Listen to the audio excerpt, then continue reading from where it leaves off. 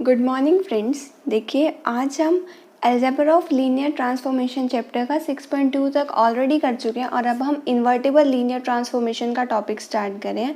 सबसे पहले आइए हम समझते हैं इन्वर्टिबल लीनियर ट्रांसफॉर्मेशन है क्या।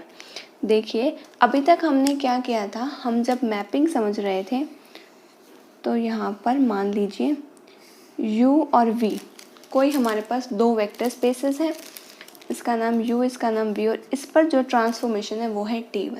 अब मान लीजिए हमें ये चेक करना है डेट t1 इज इन्वर्टिबल और नॉट, तो हम कैसे चेक करते हैं।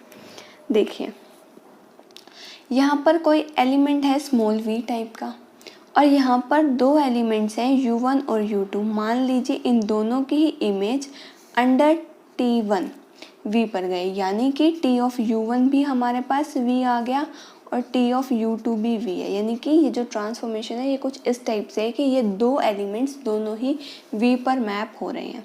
अब हमें ये चेक करना है कि क्या इसका इन्वर्स निकल भी रहा है या नहीं, डैट इन्वर्टिबल है भी या नहीं ये ट्रांसफॉर्मेशन। तो हम कैसे देखते हैं इन्वर्टिबल ट्रांसफॉर्मेशन के लिए हम क्या करते हैं। सबसे पहला स्टेप जो हमारे पास है वो है interchange the codomain and domain. हमारे पास पहले डोमेन u थी और कोडोमेन हमारे पास v थी। अब हमें इन्वर्टिबल लीनियर ट्रांसफॉर्मेशन निकालने के लिए सबसे पहला स्टेप है इन दोनों को इंटरचेंज करना। इंटरचेंज हमने कर दिया। अब देखिए हमारे पास क्या है, इसको अब हम v का नाम देंगे और इसको अब हम u का नाम देंगे, क्योंकि ये इंटरचेंज है तो अब ये वाली चीज़ यहाँ पर पहुँच गई और यहाँ पर ये होगी। पहले ये कोडोमेन थी और अब ये डोमेन है, और पहले ये डोमेन थी और अब ये कोडोमेन है। अब इन दोनों के बीच में जो हमारे पास लीनियर ट्रांसफॉर्मेशन आएगी वो t1 इन्वर्स आएगी। ठीक है। अब देखिए अब के अकॉर्डिंग मैपिंग हमारे पास कैसे हो जाएगी। यहाँ पर एक स्मॉल v टाइप का कोई मेंबर है, उसकी दो इमेजेस आई, एक u1 और एक u2। क्या ये मैपिंग हो सकती है। देखिए हम जब भी फंक्शन या मैपिंग की डिफाइन लेते थे तो हम कहते थे हर एलिमेंट की यानी कि एक या एक से ज़्यादा इमेजेस नहीं हो सकती। यहाँ पर एक एलिमेंट की एक से ज़्यादा इमेजेस नहीं थी, लेकिन हमें चेक किस पर करना है, इन्वर्टिबल वाली ट्रांसफॉर्मेशन पे। तो ना तो यहाँ पर होंगी ना यहाँ पर होंगी। देखिए अब यहाँ पर v की इमेजेस हमारे पास दो हैं, एक तो u1 और एक u2, यानी कि t इन्वर्स हमारे पास मैपिंग ही एग्जिस्ट नहीं करती। ठीक है, तो t इन्वर्स ट्रांसफॉर्मेशन ही नहीं हो सकती। इससे हम इन दोनों चीज़ों से या इस एग्जाम्पल से हम एक बात कंक्लूड कर सकते हैं कि अगर हमें इन्वर्टिबल लीनियर ट्रांसफॉर्मेशन बनाना है किसी भी चीज़ को, किसी भी मैपिंग को, किसी भी ट्रांसफॉर्मेशन को, तो सबसे पहली रिक्वायरमेंट है हमारे पास that the transformation either t1 और t और t2 जो भी हमने मानी है उसका 1-1 होना ज़रूरी है। तो देखिए यानी कि सबसे पहले उसका 1-1 होना ज़रूरी है। इसके बाद देखिए अब देखिए मान लीजिए ये 1-1 तो है, यानी कि हर एलिमेंट की सिंगल इमेज गई, u1 u2 v1 v2, ये सारे इस तरह से मैपिंग है इनकी t1 u से b पर हमारे पास क्या है, इसके अंदर तो un तक मेंबर्स हैं और इसके अंदर vn+1 तक। इसका मतलब क्या है, un यहाँ का vn पर जाकर मैप होएगा और vn+1 बच गया खाली, यानी कि vn+1 की कोई भी प्री इमेज नहीं है। vn+1 की अगर कोई प्री इमेज नहीं है तब भी ये t1 मैपिंग तो डिफाइन है।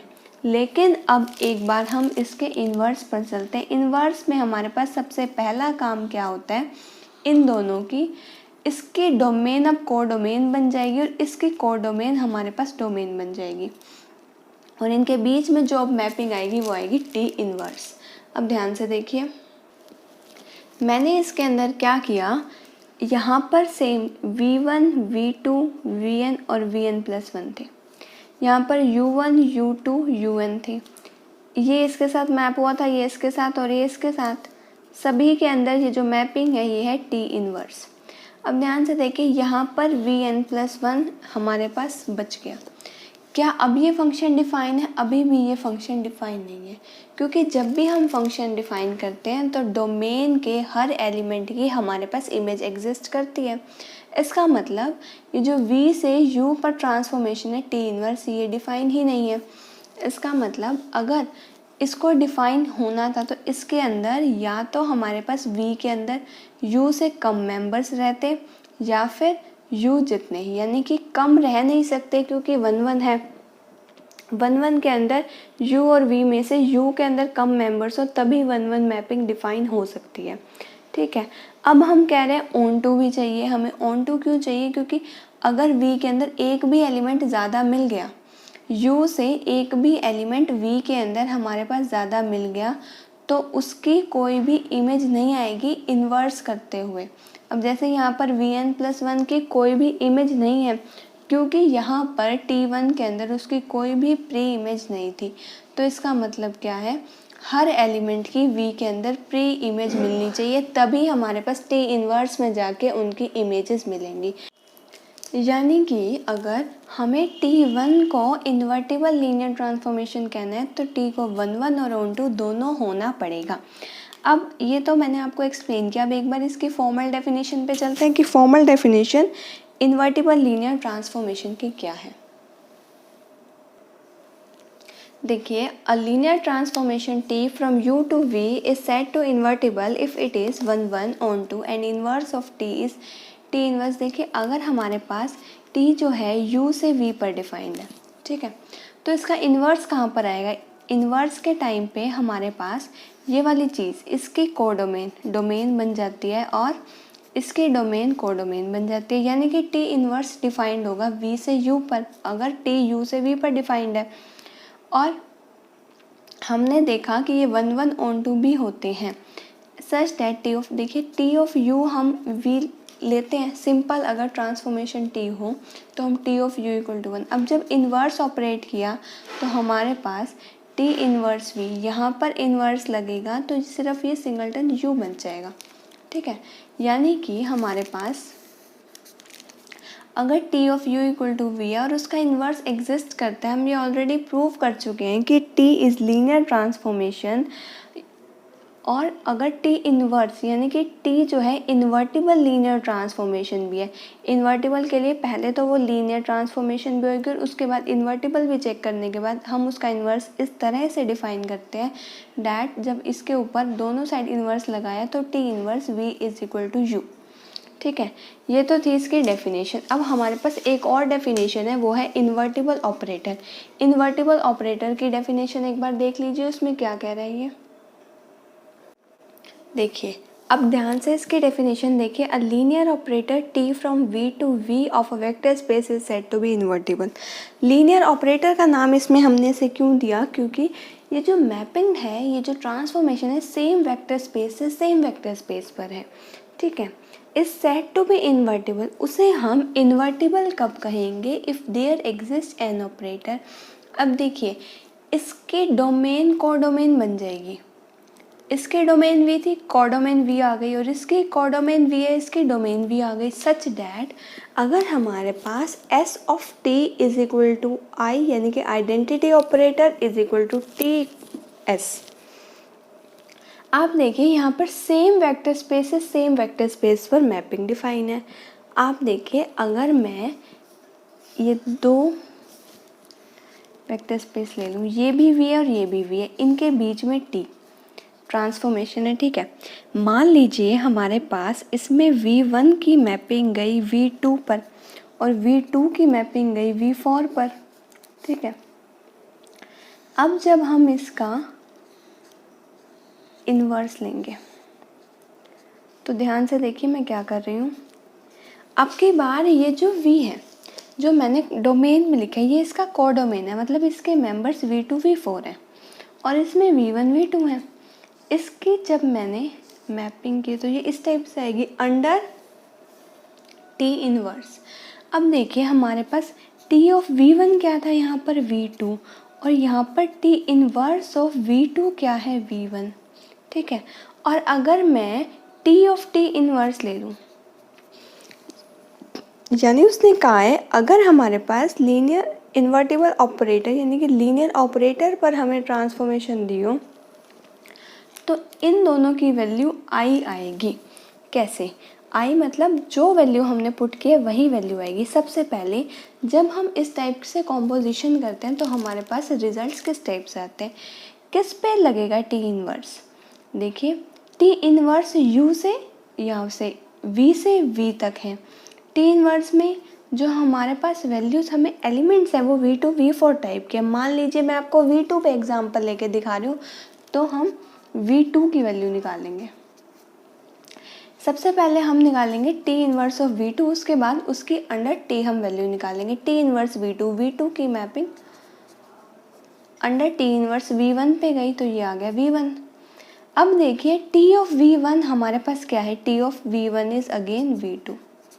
हमने V2 की अंडर टी इनवर्स ऑपरेट किया तो दोबारा V2 ही आ गया।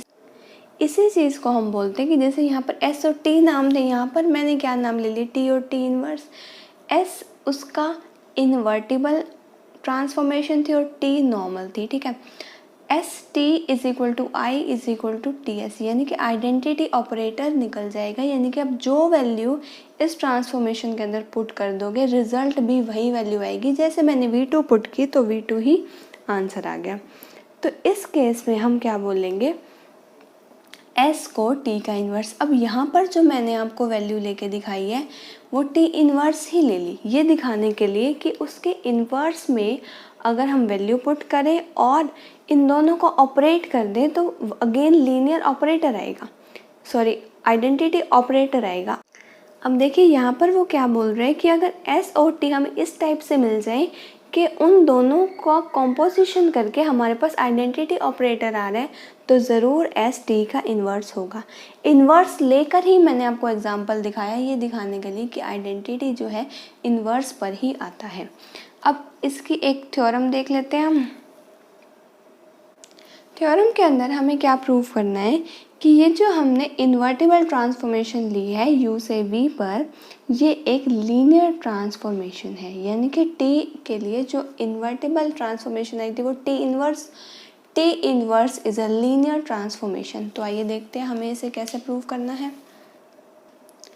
देखिए आज तक जब भी हम किसी भी चीज़ को लीनियर ट्रांसफॉर्मेशन प्रूव करते हैं तो ए बी, अगर मान लीजिए हमने कोई एलिमेंट्स लिए फील्ड में से और यू वी दो हमने वेक्टर्स लिए, और अगर हम इसको दिखा दें that a T of u plus b T of v, तो हम बोल देते हैं कि ये जो ट्रांसफॉर्मेशन टी है ये एक लीनियर ट्रांसफॉर्मेशन है। अब इसी में आप एक बार देखिए स्टेटमेंट क्या है, let T U to be invertible. Invertible है तो ज़रूर वो ऑन टू भी आएगी और वन वन भी आएगी। लीनियर ट्रांसफॉर्मेशन है, टी हमारे पास लीनियर ट्रांसफॉर्मेशन ऑलरेडी गिवन है।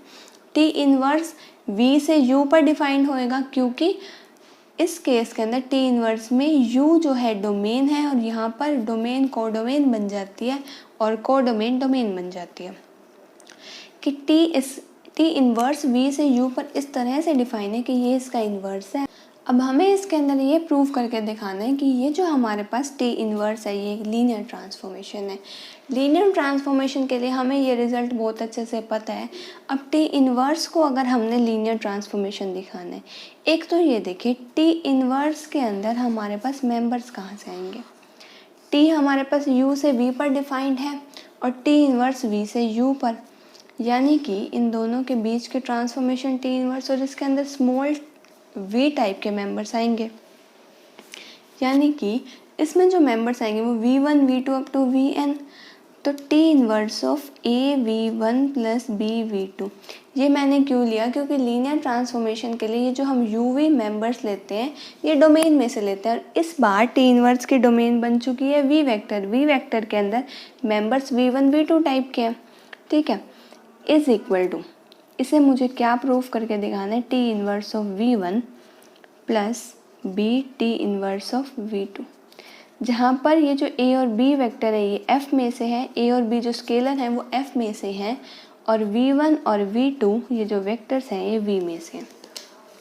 अब ध्यान से देखिए, हमें इसके अंदर लेफ्ट हैंड साइड को हम लेके चल रहे हैं और राइट हैंड साइड को दिखा देंगे। उससे भी पहले आप देखिए, अगर मैं आपसे पूछूं कि जब हमारे पास टी यू से वी पर डिफाइंड थी। तो टी ऑफ u1 क्या आया था, v1 ऑफ कोर्स, क्योंकि हमारे पास ये u से v जो है लीनियर ट्रांसफॉर्मेशन ये जो थी 1 भी थी और ऑन 2 भी थी, यानी कि हर v1 v2 के लिए, हर v के एलिमेंट के लिए कोई ना कोई हमारे पास प्री इमेज एग्जिस्ट करेगी।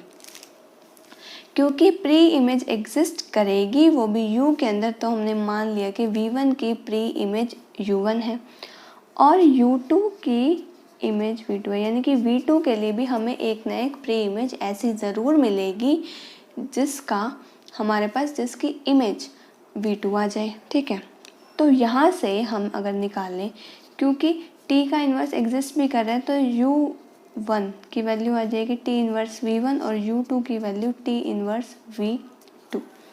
ठीक है, अब इसके बाद एक बार ध्यान से देखिए, कोई भी दो स्केलर्स a और b के लिए जो हमारे पास फील्ड में से हमने लिए हैं, देखिए t inverse av1 plus bv2 निकालने से पहले हम एक और चीज़ निकाल रहे हैं जो हमें काफ़ी हेल्पफुल रहेगी।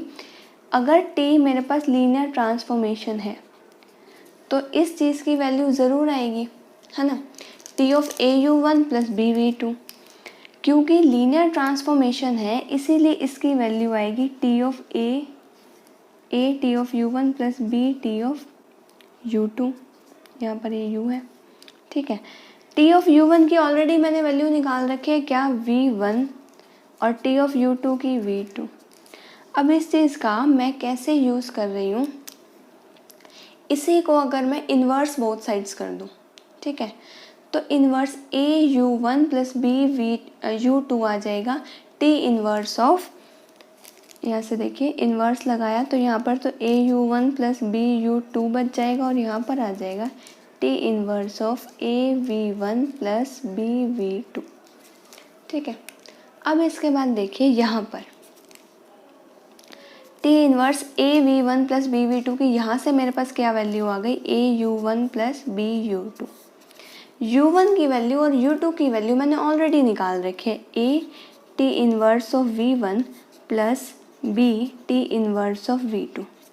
ठीक है, अब देखिए हम ये रिज़ल्ट प्रूव कर चुके हैं यहाँ से, जो हमें प्रूव करके दिखाना था ये वाला। इसका मतलब हम कह सकते हैं that t inverse is linear transformation. ठीक है, तो ये थ्योरम हमारी यहीं तक थी। इसके बाद दो थ्योरम्स और भी हैं, वो हम अपने नेक्स्ट वीडियो के अंदर देखेंगे। आज की वीडियो का टॉपिक यहीं तक था। Thank you so much for watching my video. अगर आपको इससे रिलेटेड कोई भी डाउट हो तो you can ask me in comment section. Have a nice day.